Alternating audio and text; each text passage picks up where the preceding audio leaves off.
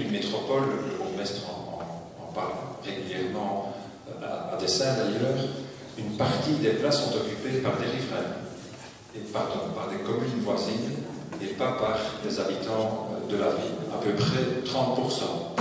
Donc le taux d'ouverture réel pour les Liégeois, en 2008, n'était que de 17%, ce qui est largement insuffisant, malgré les 22 structures de la ville et toutes celles du monde privé, puisqu'il y a à peu près sur Liège moitié de places publiques et moitié de places privées. Alors, de 25 à 33%, la traduction en chiffres, c'était 450 places, très simplement.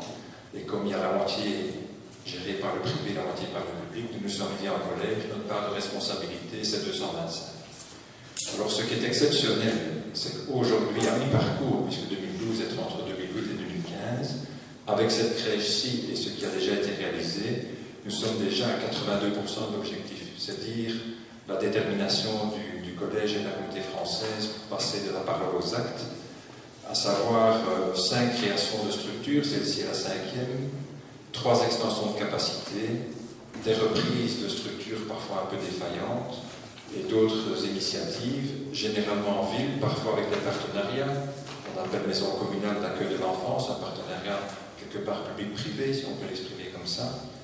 Et donc, nous sommes fiers, en fin de mandature, de terminer en beauté, par cette expérience pilote tout à fait exceptionnelle.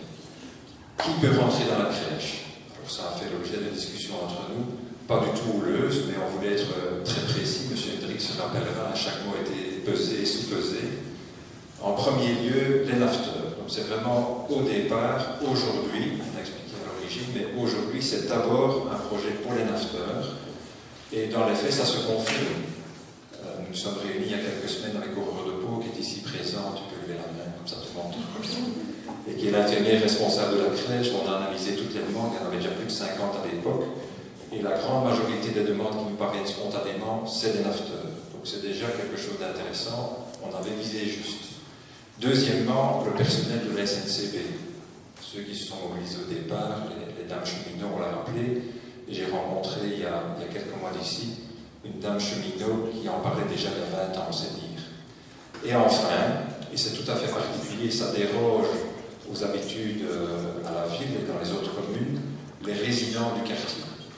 Pourquoi? Parce que, M. Bourlard, votre gare est magnifique, mais elle s'intègre dans un vieux quartier historique. Il faudra encore quelques années, quand tous les aménagements seront faits, pour que cette gare soit intégrée dans un quartier qui sera à sa mesure, à son design. Et donc certains riverains à court terme ont parfois quelques émotions par rapport à ce qui se passe autour d'eux. Et le fait d'avoir une crèche dans la gare, je crois, nous croyons, un élément qui peut contribuer à une meilleure acceptation des uns et des autres. Alors, je terminerai en disant que derrière tout ça, il y a des chiffres.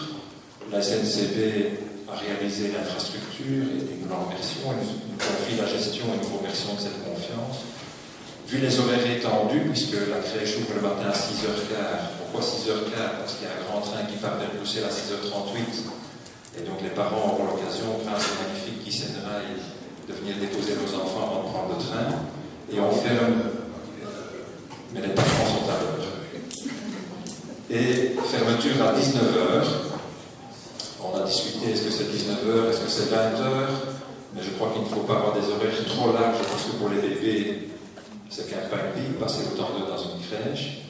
Et donc ces horaires étendus amènent des coûts, puisque la communauté française subventionne des temps pleins, qui font 36 heures, donc tout ce qui dépasse est à Chargeville, où il le sait bien.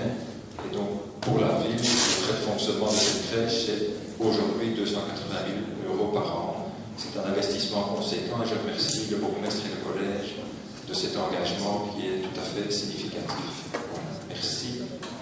C'est pour qui? Madame Bérard.